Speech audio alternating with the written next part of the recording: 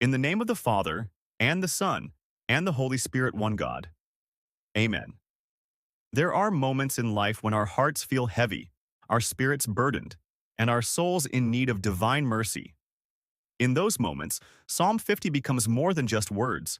It becomes a lifeline, a heartfelt cry for God's forgiveness, renewal, and grace.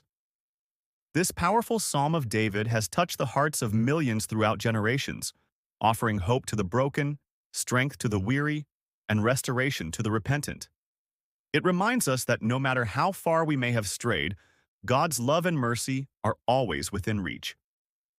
So, let us pray this prayer together, saying, "Have mercy upon me, O God, according to your loving kindness.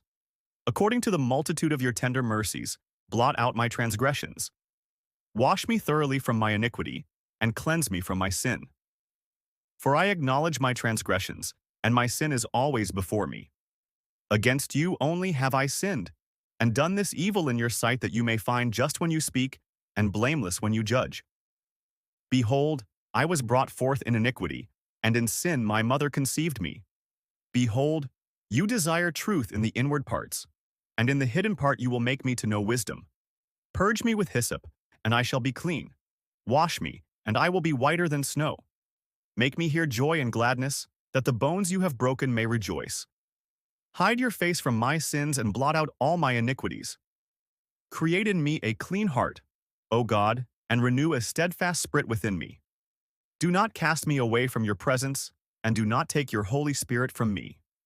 Restore to me the joy of your salvation, and uphold me with your generous spirit.